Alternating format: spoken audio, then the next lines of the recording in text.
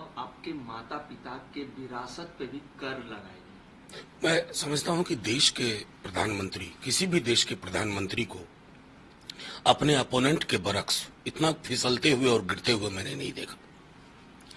ये भारत का संविधान है, भारत का संविधान, और इसके आर्टिकल 39 को प्रधानमंत्री पढ़ें। वो क्या कहता है, प्रधानमंत्री जी को समझ में आएगा। 39 में है that the operation of the economic system does not result in concentration of wealth. संविधान से इधर बात हो रही है। अगर 5% लोगों के पास 70% संसाधन है तो उसके बंटवारे के बगैर कैसे समावेशी समाज की कल्पना होगी। यानी कि जो आप कह रहे हैं वो आप संविधान विरोध में बोल रहे हैं ना। मैं साफ दिखा रहा हूं, प्रधानमंत्री जी चुनाव हैं, आप हमेशा के लिए नहीं है, हम हमेशा के लिए नहीं है। देश और देश के सरोकार हमेशा के लिए हैं। विपक्ष पर टिप्पणी करने के चक्कर में, विपक्ष को अशोभनीय ऑब्जर्वेशन देने के चक्कर में देश के लोकतंत्र को, इसके सरोकारों को, संवैधानिक मूल्यों को तार तार मत कीजिए। हाथ जोड़ के प्रार्थना करता हूं। प्रधानमंत्री मोदी ने ये भी कहा है कि इंडी गठबंधन जो है उनका फॉर्मूला तय हो गया है। वो प्रधानमंत्री की कुर्सी को भी नीलाम करने जा रहे हैं, एक साल का फॉर्मूला बनाकर। प्रधानमंत्री जी भविष्य वक्ता कब से हो गए या सपने देखने लगे। मुझे बहुत अफसोस होता है, सच कहूं, किसी मतलब देश में ने कई प्रधानमंत्रियों को देखा है, ऐसा तो साहब देखा ही नहीं। किस प्रकार के व्यक्ति हैं ये, क्या सोचते हैं, क्या किस तरह से अपनी बातें रखते हैं। जो बातें हुई ही नहीं, वो भी पूरी की पूरी लड़ाई है पूरे देश में संविधान बचाने की या उसकी रवायतों को खत्म करने की।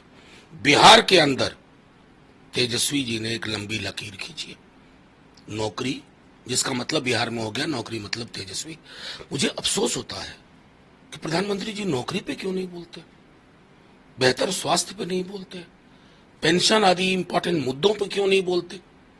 ये कौन से मुद्दे हैं जिनको वो खुद गढ़ते हैं, सपना देखते हैं, और वो सपना भी, मैं समझता हूं सपना में भी इस तरह का झूठ नहीं आ सकता, फिर उस झूठ को परोसते हैं। प्रधानमंत्री जी बाज जाइए, बहुत कष्ट होता है आपके इन बयानों से। राहुल गांधी ने सभा को संबोधित करते हुए कहा कि आज 1% वाले के पास 40% वाले लोगों के पास संपत्ति है, और यही कारण है कि बेरोजगारी बढ़ गई है। अब हम उन 1% को नहीं, हम पूरे 80 और 90% को देखेंगे जो गरीबी रेखा में। देखिए, यही बात आपको मैंने प्रधानमंत्री जी वाले सवाल के बरक्स कहा था। ये हमारा संवैधानिक दायित्व है, डायरेक्टिव प्रिंसिपल्स में ये दायित्व है। हमारे पुरखे बता गए थे कि ये करना है। अब ये करना अगर नागवार गुजर रहा है, कई रिपोर्ट्स हैं इनकम इनइक्वालिटी की, आय की असमानता की, क्या प्रधानमंत्री जी को नहीं पता है?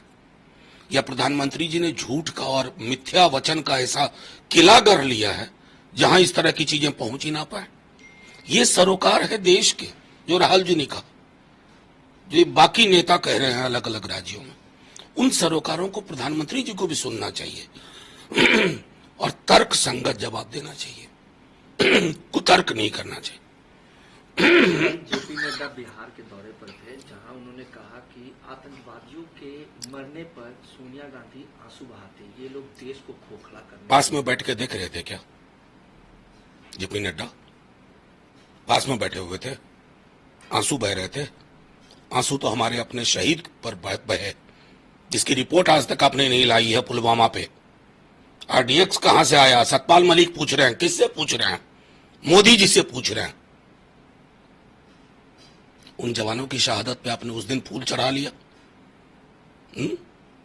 फूल चढ़ाने से शहादत की सारी कहानियां खत्म। नड्डा जी, आईना रख के बैठिए। कहावत है, जब कभी दूसरों पर तबसरा कीजिए, सामने आईना रख लिया कीजिए। आईना नहीं है, नौकरी पे क्यों चुप हो नड्डा जी? सबसे बड़ी, विश्व की सबसे बड़ी पार्टी के अध्यक्ष, चुनाव किस चीज पे होते हैं? नौकरी, रोजगार, महंगाई, पेंशन, स्कीम वर्कर्स के लिए आप क्या ला रहे हैं? इस पर क्यों चुप? और आपके आंसू किनकिल के लिए वह हम नहीं जानते हैं क्या? नाथूराम गोडसे भी तो कोई व्यक्ति था ना। आप लोगों ने क्या किया था ना, इतिहास गवाह है।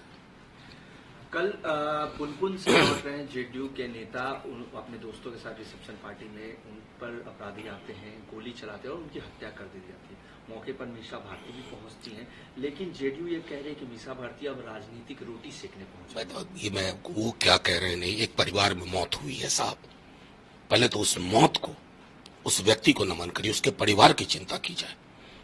क्या हो रहा होगा उस परिवार के लिए? रोटी सेकने वेकने वाली जुबान को रखिए जेब में। महत्वपूर्ण यह है, एक घर का चिराग बुझा, दुनिया की कोई ताकत उस चिराग को वापस नहीं लाएगी। ये हुआ क्यों? बड़ी लंबी लंबी चिट्ठियां लिखते हैं मुख्यमंत्री, या उनसे लिखवाई जाती। आज क्या होगा? बस मैं ये आग्रह करता हूं, इस तरह के राजनीतिक प्रतिशोध की हत्याएं बिहार का हिस्सा न बने और उनके परिवार को संबल दे ईश्वर। राजद क्या डिमांड करती है, क्योंकि हत्या देखिए, राजद की डिमांड सिर्फ है कि त्वरित कार्रवाई हो, त्वरित कार्रवाई हो, त्वरित कार्रवाई हो, त्वरित कार्रवाई हो। और जो लोग इस तरह की जुबान बोल रहे हैं ना, जुबान पे संयम रखें। जिसके परिवार के लोगों की चले जाते हैं ना, उनको आपके बयान उस मौत के बाद और एक्स्ट्रा दुख देते हैं।